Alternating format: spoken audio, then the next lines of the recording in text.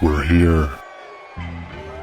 If you want to know, turn to the PriMalLow Wrestling Show with Tom Malloy, Robert Price, and your host, Rich Lopez.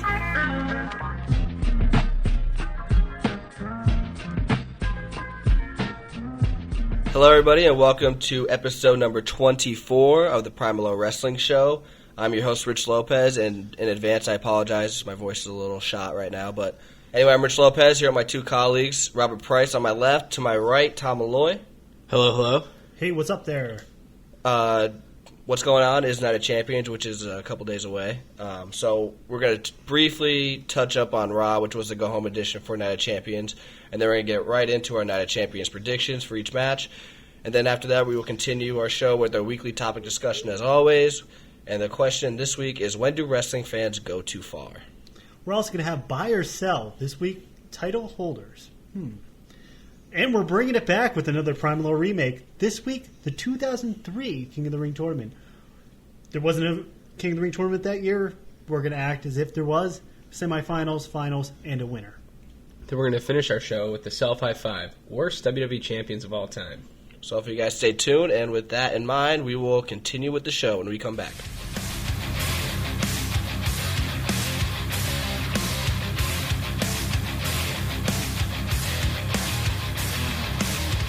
Welcome back. We're going to transfer from the little Seth Rollins music there. The reason why I have Seth Rollins is because he's going to be working two matches at Night of Champions. But before we get to the Night of Champions card, let's just briefly talk about Raw. Price is going to toss it right to you. What did you like about Raw? What didn't you like? Are you interested in Night of Champions after this episode of Raw? I'm not interested with this night of Raw going into Night of Champions. A go-home show was a crappy one. I did like Sting being on the show. I think that was a nice little thing. Just for viewers for football. Yeah. As I was telling before, the season premiere, a.k.a. them trying to compete with the first week of the NFL, with all NFL having all that buzz, having Sting on there, is, him being on a Monday night show is pretty cool, especially if you were inside the crowd. Oh, definitely. I liked that the Wyatt Shield kind of segments that they had there. We finally found a third person. However, I didn't like The Miz. And I absolutely did not like the Nikki Bella versus Charlotte thing. I think that should have been done. Right. Should have been erased. It should be done by now. I was sitting there watching it with my girl, and this is overdone too much. And they just pretty much were like, "Hey, AJ Lee, here's your reign." That's how it is. Guess what? Here we go. However, I did hear that Cena was a part of that, and he sent out some tweets afterwards that. To interpret understanding partially or something like that, and then truth is they'll complete something like that. Yeah. Malloy, what did you like? What did you not like? Are you interested in Night of Champions after the season premiere of Monday Night Raw? I'm not going to say I'm completely interested in Night of Champions, but we'll get to that for the next part of the show. But Raw overall, I thought it was a decent Raw. It was all right. There were some good matches. I like the segment with the Shield and the Wyatts. Savio Vega is a third person. Yeah, Savio Vega, or I heard D'Lo Brown too. No, they call me Road Racer. Yeah, but besides that was a good segment overall. I think they're going to have either a new guy come up or have a veteran return. What did I say last week? I said Daniel Bryan. Which is very true. I'll do that in our prediction. So. But I had to get that out. Overall, I think it was cool having Sting there his first Monday Night Raw. Probably the only Monday Night Raw I'll ever see him wrestle on again. So that was a stigma we'll see in time. And I didn't like the finish of the Divas match. They should have either A, not had the match, or B, had Nikki Bella win cleanly. Which, she's a champion. She should be able to do that. Yeah. But she's still a heel, so... Yeah, as soon as they made that announcement, I knew Nikki wasn't going to lose because they just did that, I think, to try to stem away from the John Cena storyline, backstage gossip, because that's been going on for the last couple of weeks. So I think they just did that to say, oh, Nikki can lose before the record, and that's what we're going to do to, save John Cena. But, I don't know, I just had a vibe that there was going to be a rematch no matter what at Night of Champions, and it was going to be Charlotte winning at Night of Champions. So I thought it was just a guessing game, kind of. The only thing I feel bad for is Ric Flair, because he came in the ring and he was crying because he was so happy. Well, he'll cry again on and then Sunday. He cried because she lost it. So, the Ric guy's Flair's just crying. He's just a very emotional He's a very emotional man. If you saw our weekly interviews. But Like I said, like we just said, there's going to be a rematch for the Divas Championship at Night of Champions, which, perfect segue, leads us into our prediction part of the show for Night of Champions. I'm going to go down each match, and Robert and Tom will give their thoughts for each match, surprises, maybe not any surprises, stuff like that. So let's just start off with the kickoff show match. It's Neville and the Lucha Dragons versus Stardust and the Ascension. Do you guys even care about this match? You guys want? I do. You do? I really hope Stardust and the Ascension win. Stardust to me is like Gangrel with Edge and Christian. He's gonna help boost them up because at that point in time, Gangrel was a known figure, and Edge and Christian were still just these guys that walked through the crowd or would just appear or whatever. And the Ascension is more or less the same thing. They haven't broke the ice yet. They don't need to, though. They don't. That's true. But I think Stardust is going to put them on that kickoff level to maybe into a little higher up in the mid card. Okay. How about you, Price? I agree with Tom. I like the Ascension. I always liked the Ascension through NXT. They were the toughest thing, and there's a little bit of backstory with Lucha Dragons with people that took the titles off the Ascension after the Ascension had it for such a long time. So I think this match is actually going to be good and probably be better than some of the matches I see here on the card. All right, definitely agree with you guys. Hopefully Stardust and the Ascension win. I really would just like to see a Stardust versus Neville 15-minute match at a pay-per-view. That'd be fantastic. Just because I like both of them a lot. So next match is a match that should have never taken place, and it should have stopped this feud about a month and a half ago. It is Dolph Ziggler versus Rusev. Price, to give it to you first. Who do you? Well, we talked about this after SummerSlam. I don't even care anymore. It's probably going to be a no contest or some BS like that. So I'm not even going to talk about it. I don't even care. Okay, I think Lana's going to interfere, but Malloy, your thoughts on it? Don't care about this match at all. Okay, I think Dolph Ziggler wins, finally ends the feud because Lana's going to have some part in it. That's just what I think. Let's get to the first title match of this show. Ryback defending his Intercontinental title against Kevin Owens. Price, since you didn't give a full winner yet, who do you like? I like Kevin Owens, but Ryback, I believe he's going to win tonight because this is going to be a longer feud, and it's going to throw Ryback up higher. Yep. Just like we've seen before with the Intercontinental title. Thank God they're doing it the right way, and that's how you know Triple H is starting to gain more power because he's starting to use the championships to make the superstar, and then once they get a hold of this, the title, and they make the title, reputable. Right. Then they go to the next level. So, but you're a big Ryback fan, so yeah, I'm going for Ryback without a doubt. He's going to be the Intercontinental champion forever. But you don't want him to win the world title? He's going to win all the titles at once, like the Ultimate Dragon. But no, Ryback. I hope he wins to start the feud off. I don't see it being a clean victory. I think Kevin Owens is either going to hit him with like a chair or something. Like Kevin Owens is going to do a heelish tactic to make Ryback continue to hold the title, which will move over to Hell in a Cell, which they would have. I can see them being in a Hell in a Cell match. Would be fantastic. I wish every match in Hell in a Cell wasn't a Hell in a Cell match. That would make perfect sense. It's the name of the freaking pay-per-view. But that's obviously not going to happen. I think I just can't see this being a long feud because I can't see it being entertaining, unfortunately. But just the way creative is, you always have to have a 3-match system. So Ryback will win this match. But if they start doing what they used to do in the mid-'90s, which is, different feuds per month, Kevin Owens should win because he's groomed to be a champion in WWE. We just talked about it briefly about the Raw segment, what we did not like. Nikki Bella defending her title. She just broke the record officially. And she's defending the record and her title against Charlotte. Malloy, who you like in this and why? I hope Charlotte wins. I'm kind of sick of seeing Nikki Bella as a champion. In my opinion, she is not a wrestler. She is not a good wrestler. She is a model, not a professional wrestler, as Charlotte is. Okay. Price? Charlotte, because by the time that she does win this, the Divas division might be a little bit better because when title matches are happening, they're going to build more excitement because they're actual wrestlers. I also have Charlotte winning, especially since she lost on Raw. And I expect Team PCB to celebrate in the ring, and then that's when Paige goes heel. That's just a quick surprise prediction of mine. Yeah, because Paige has that Mickey James mentality. She does, and not even that though. Like she just works better as a heel. Like I always say, her moveset is heelish. She always has like that aggressive. I don't know. That's just the way I look at her. She does have that kind of Mickey James mentality though. Tag team match. This is kind of like the most unpredictable, I guess. Yeah. Out of on the card because you have a team that's really, really hot in the New Day defending their titles against a legendary tag team. and you know they got brought back for a reason. You just don't know what it is yet. That is the Dudley Boys. So, Price, who do you have in that? Well, I'm going to live by the sword and die by the sword.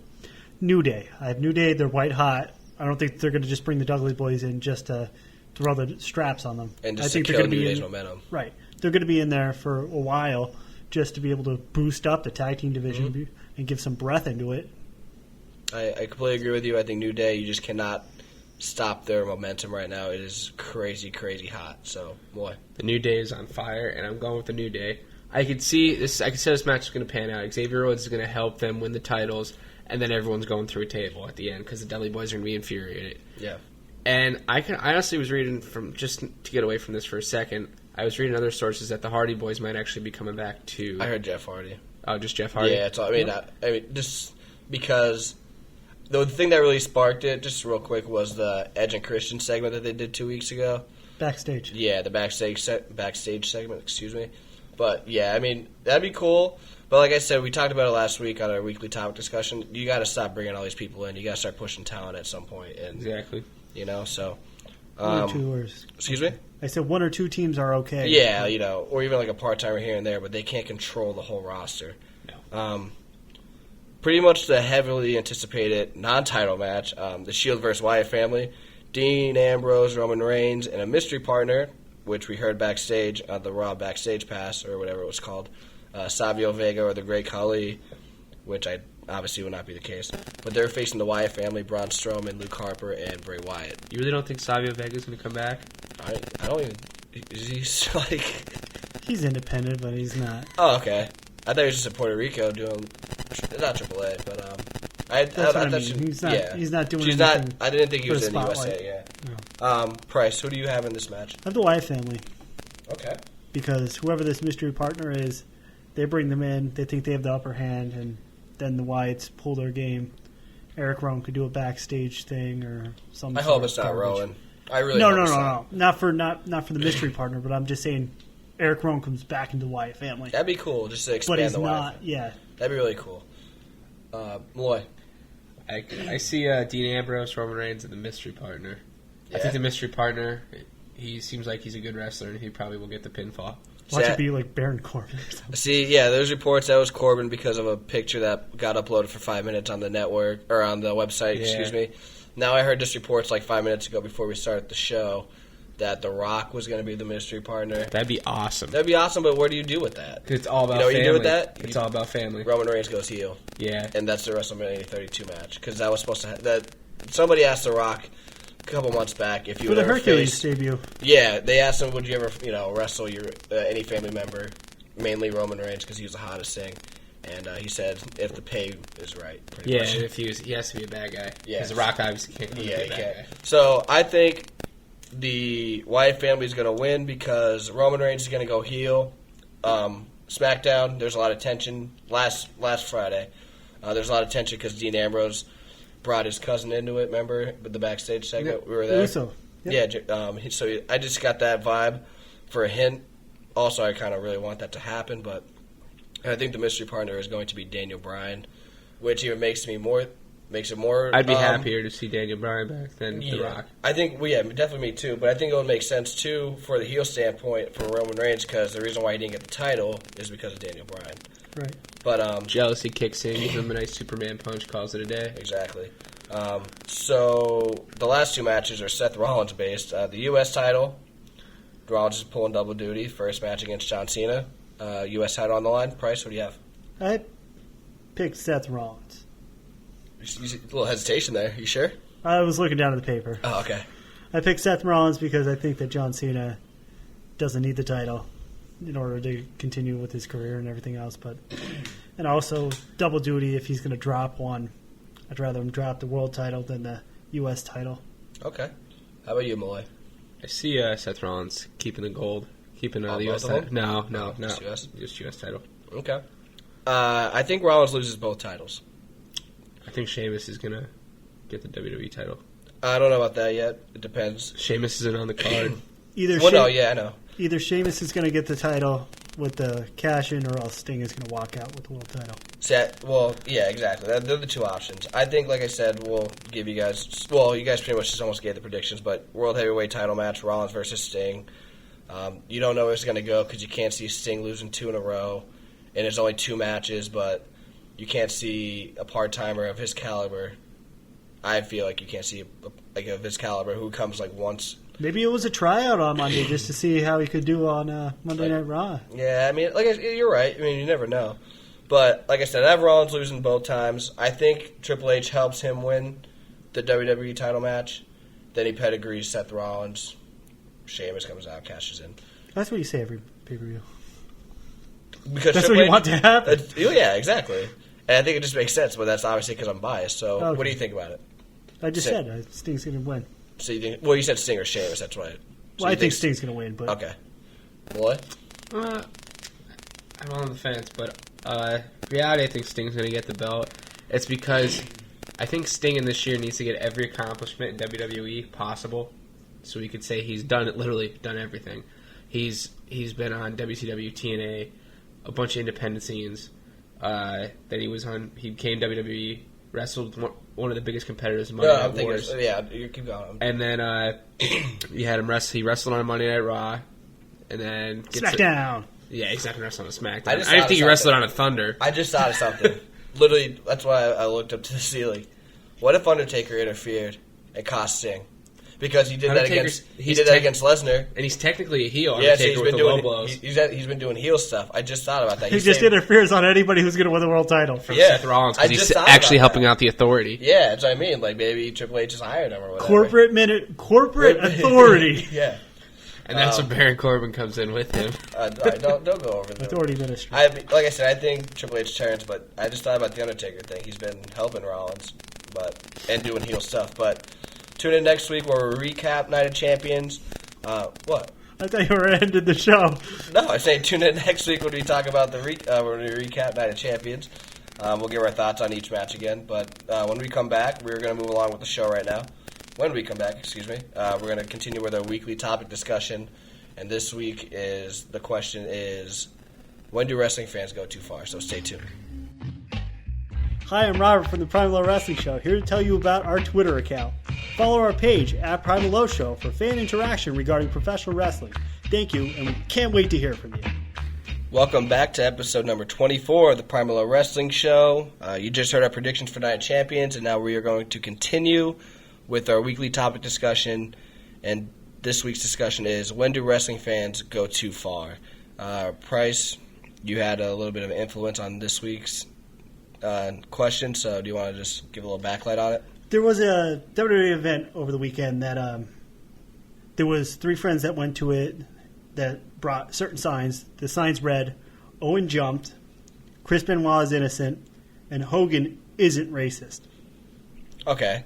So that was only a live event. I know security's not, extremely loose, but I mean it's not a televised event where there's security everywhere. So because obviously there's more cameras and stuff like that. But when do you think they went too far? Like, if you were making a sign, how far would you go? I wouldn't make signs. I went to a couple events before. We've seen Roman Reigns and Dean Ambrose come out and Seth Rollins. These people holding up the signs. Like, you think these people care what your signs read? The only person that it cares about is Rick, the sign guy. That he has the red hat. Oh yeah, he's in Texas. He has funny signs. They're funny, but they're in good taste. Oh, of course, yeah. Yeah, he should be talking about like death and stuff like that. I mean, that's not funny. Especially since at this event, Chris Benoit's one son was backstage, and you have Chris Benoit is innocent. Also, Owen jumped while you have Natalya wrestling a match. Yeah. This is in not their hometown, but I mean, everybody that knows the Hart family is from Canada. They're hometown boys. Exactly. Those sides are definitely too far. I will say, the Hulk Hogan one though, you can kind of get rid of that. Yeah, that's touching feel. Depends, I guess, that day of how security wants. So but still, it shouldn't be there. No, yeah, as a sign, definitely not. I mean, freedom of speech, but obviously in good taste. So, just kind of a quick one, just because of the prediction segment. But just another question: what do you think about people jumping the barricades as of late? I think that they're idiots. back in the 80s, we seen like people like I remember watching a Starrcade where Abdul the Butcher took on Manny Fernandez, and somebody ripped the turban off of Abdul the Butcher. Really? Abdul the Butcher turned around and started pounding on him. But we seen this during the 80s that you had these workers for the company and cops surrounding the superstars as they're going to the ring. Well, especially like Madison Square Garden when Right. you're in that that short entrance, Yeah, like the where- small entrance thing. Yeah. So that's what happened to the 80s. So it's not like something that's new that happened. Yeah. However, I mean, we've gotten to the point in our society with people pulling out guns and knives and trying to kill all these celebrities. Especially there's been a new trend of trying to beat up celebrities. Really? They tried to pull this stuff on The Rock, obviously. Obviously, didn't work out. No. Yeah, the barricades. It's never a good idea to do, especially against a professional wrestler. I mean, I've never seen it work out. Because you have to keep kayfabe and your gimmick. Exactly. So if you have to beat somebody down, they would beat them down. Prime Especially if it's a example heel. is- Do you think Guerrero Prime beat someone example. up? Yeah, we said that last week. Prime example is Kevin Nash, Scott Hall, even the referees. We've seen Charles Robinson, Nick Patrick clothesline somebody.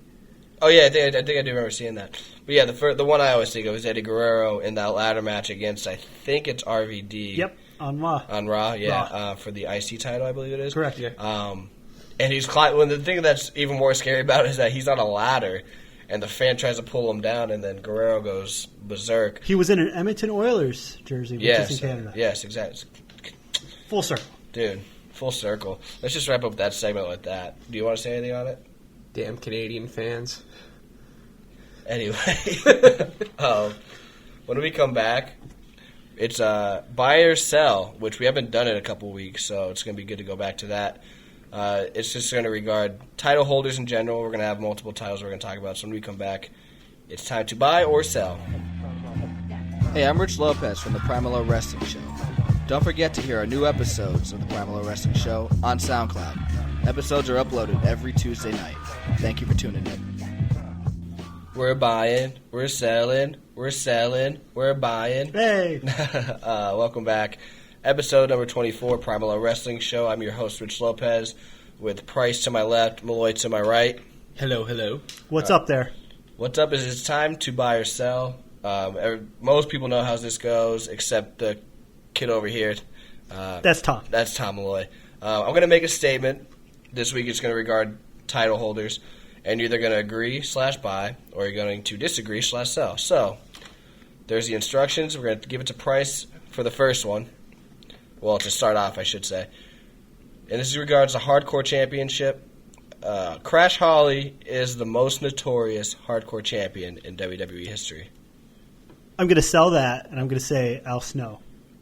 Why? Because every single one of Al Snow's hardcore matches were awesome. Or you could even sell that for Hardcore Holly, but I went with Al Snow. Okay. I mean, when you think of the hardcore title, I think of Al Snow versus Hardcore Holly, Al Snow versus Big Boss Man, Al Snow versus the Road Dogg. Yep. Yeah, see? Picking it out of my mind. I got you. Malloy. I sell this idea. I feel as though Mick Foley is the most popular hardcore champion of all time. Even though he never beat anybody for it? No, just because he was the first, and then I just remember that Raw when it was presented to him. Okay. That's what I think of the hardcore title. Like, Wasn't it presented to him during Survivor Series? I thought it was at Survivor Series. Maybe it was too. Survivor Series. I'm sorry, I might have They screwed up. retired it on Raw. And they Yeah, gave it to okay, him. yeah. But I think that's just to me. It's from a thing that was created for him, and it's his thing. Even though the 24/7 rule, I would say when that came into effect, I always thought about Al Snow, Crash Holly. Who are the two guys that wore like the kind of kilt kind of looking things? Headbangers? Yeah, Oh, you mean this during the segment? yeah. During the segments, Okay. I remember that, and then that's really about it. Okay, I'm gonna buy it, just because when I think of the Hardcore Championship, it was really like at its peak during the 24/7 rule, and Crash Holly was the main part of that. I mean, you could definitely make a case for Al Snow, or even Hardcore Holly, but Mick Foley, obviously, he was just above that. Do you know what I mean? Kinda. He was winding down that part of his life. Yeah, exactly. They just gave it to him, so it gave him kind of a prestigious status, and then obviously it fell off a little bit, and then the 24/7 rule brought it back up, and that's why I have Crash as the most notorious. Well, Crash made up that role, right? Yes. He decided that himself. Mm-hmm. Yes. Question number 2 regards the Tag Team Championship. The New Age Outlaws are the greatest tag team champions of the 1990s. Malloy, buy or sell? I sell. I think it's a Legion of Doom. Okay. I feel this way because when I think of tag teams in the 1990s, I just think of the Legion of Doom. They did a lot with a lot of different companies through that 10-year of a span. Okay. And there's a lot who can compare to them in the 90s, especially the late 90s, as we said for the New Age Outlaws. But I think the Legion of Doom really... For the whole decade? They were the 90s. I said it's like, do you want a slice or do you want the whole pie? That's pretty much what you want to go with.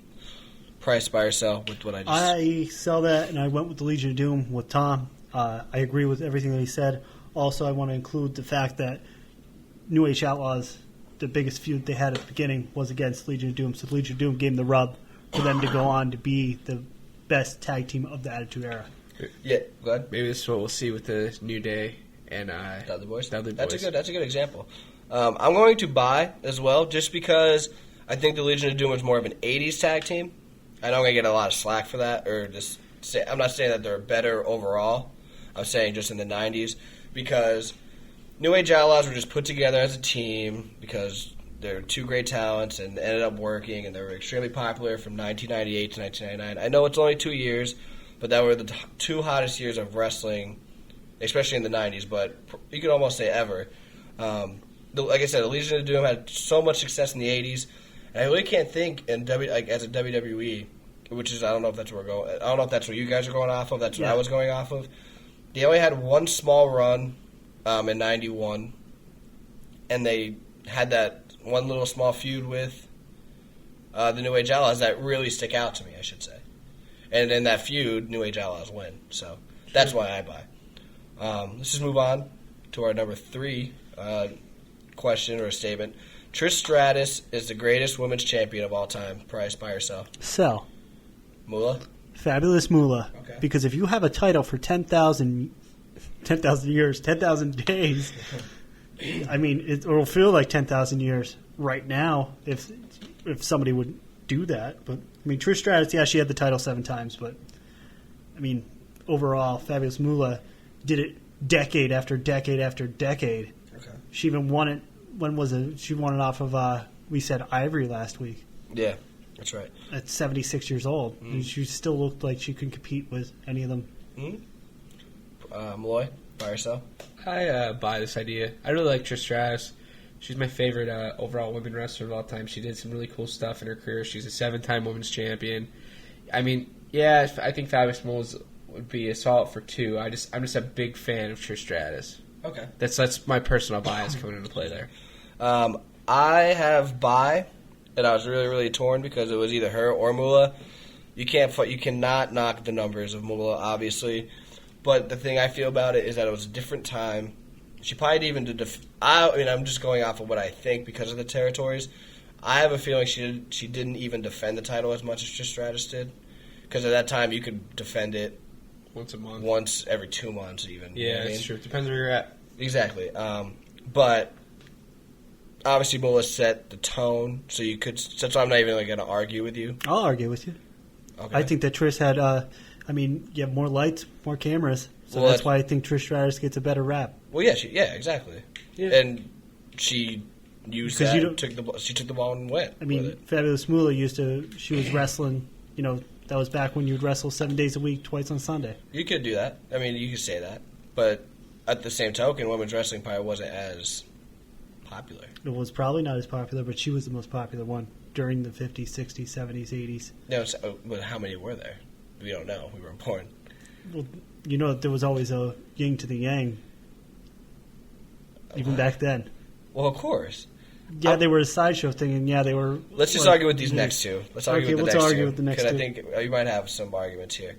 This regards the Intercontinental Championship, which is probably you could argue, we're not going to argue on this, but is more prestigious than the WWE Championship. But what? I was about to argue. Oh, okay.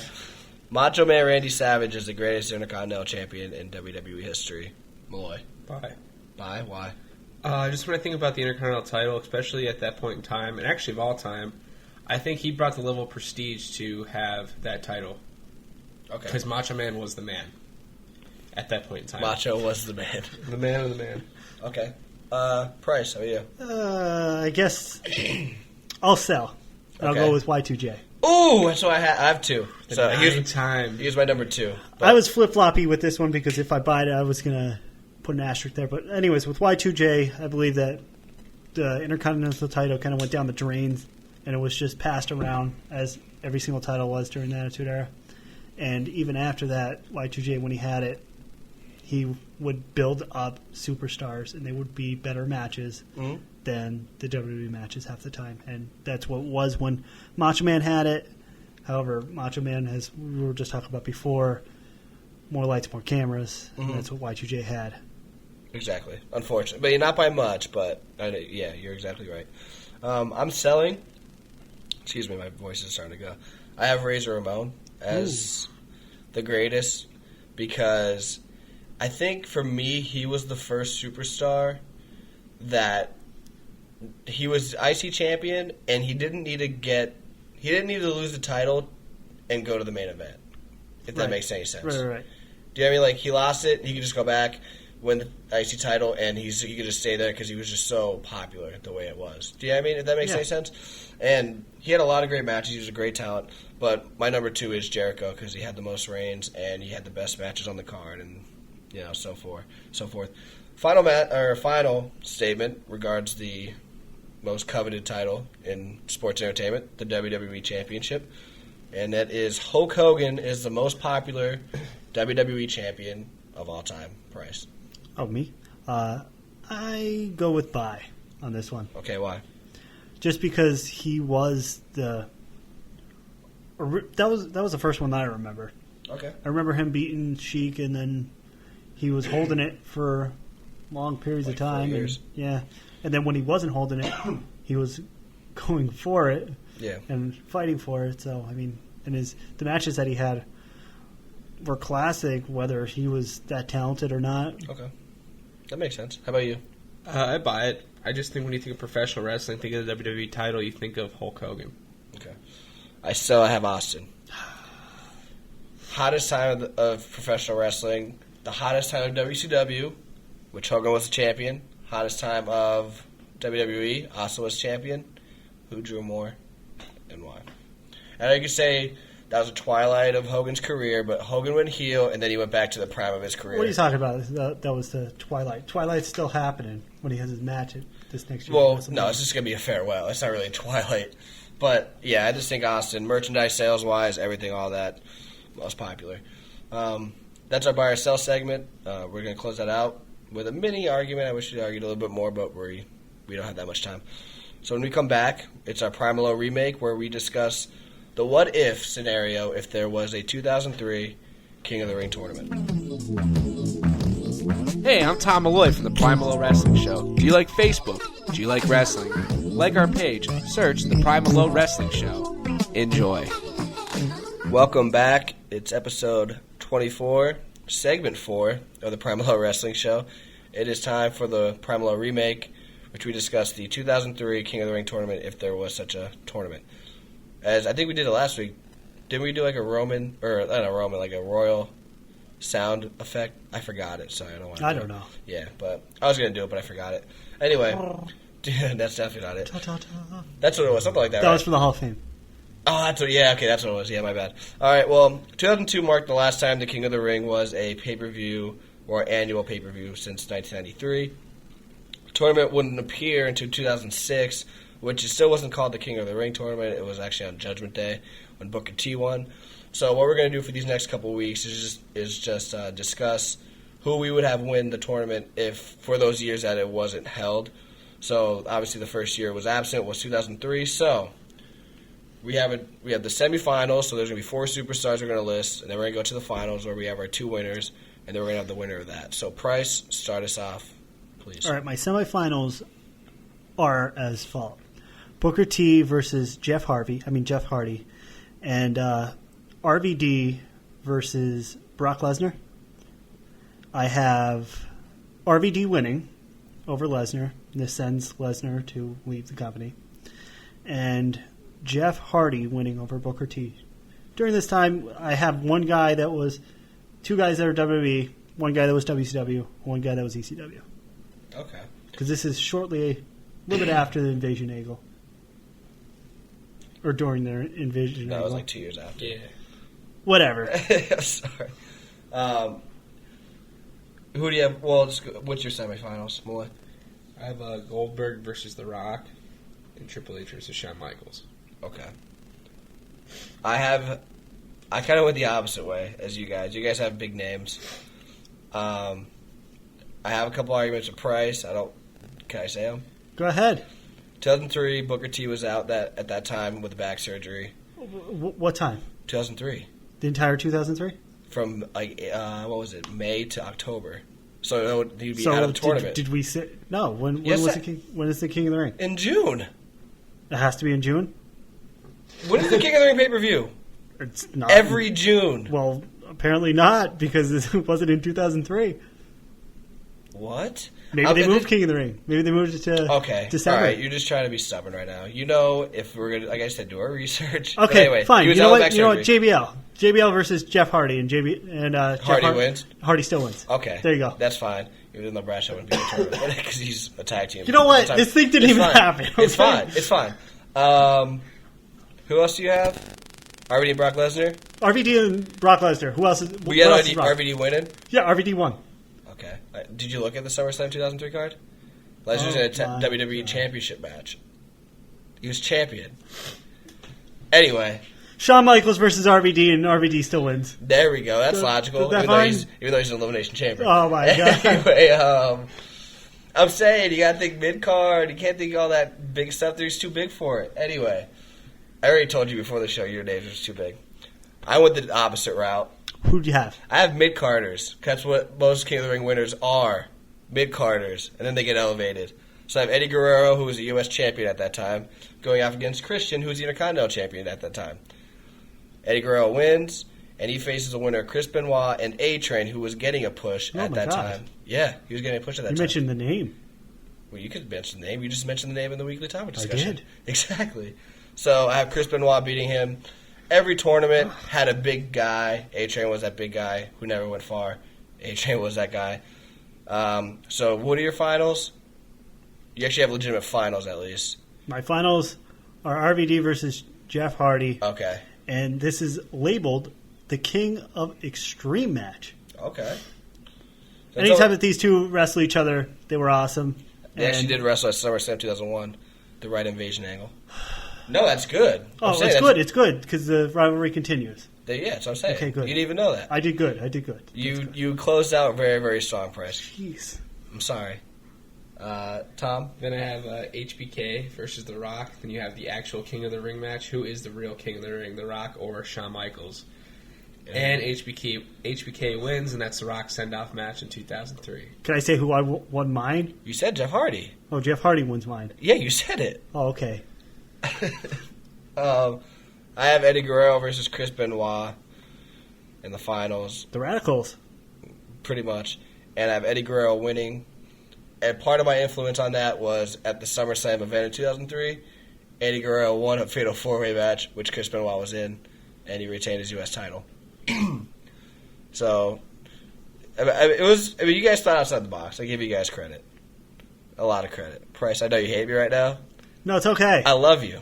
I love you. Fine. I picked some people. Huh? They said I picked some people. Yeah, you did your thing. I did When we come back, we're going to close out our show with our Self High Five, and this week's topic is what? What are you doing? Oh, why do you have your hands up? I don't know. Worst WWE champions. That's our Self High Five when we come back.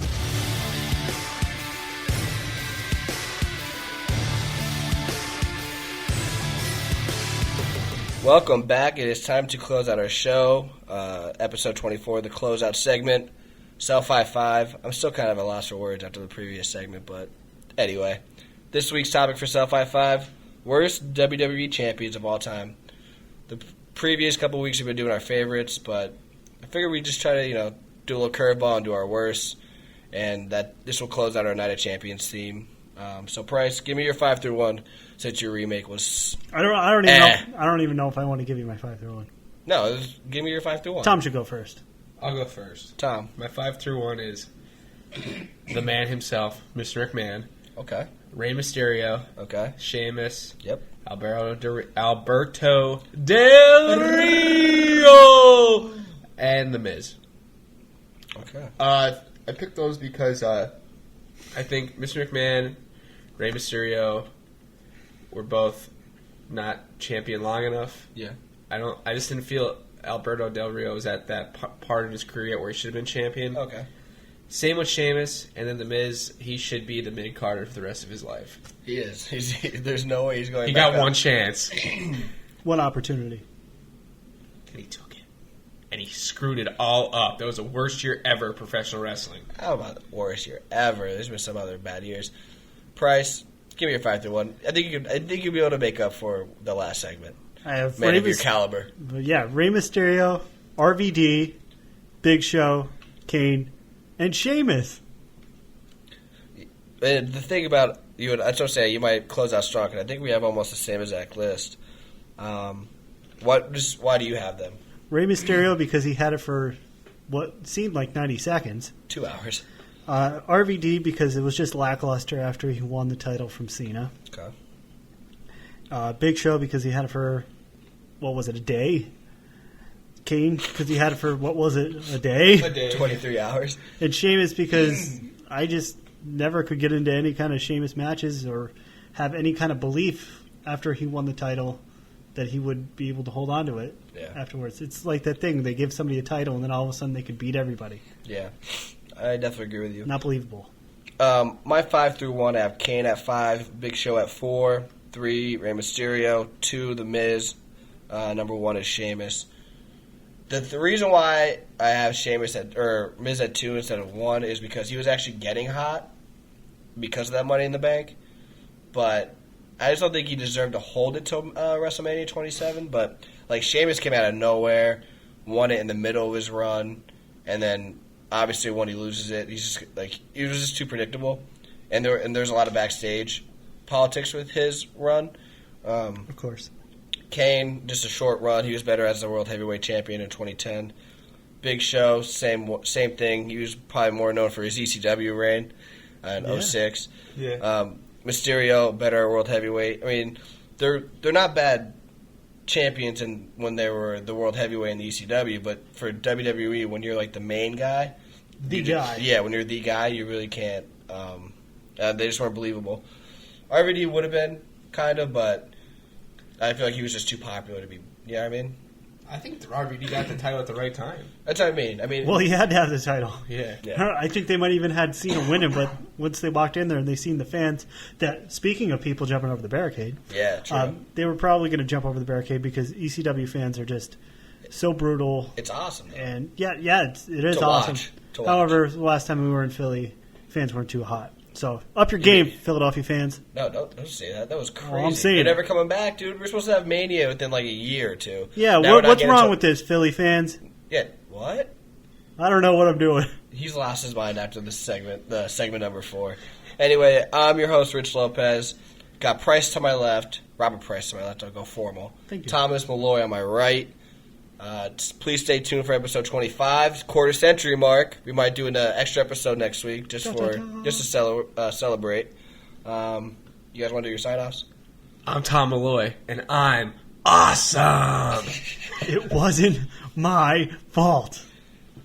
It will be your fault if we lose viewers after that segment. That will be bust on you. Please stay tuned for episode 25, and thank you for listening.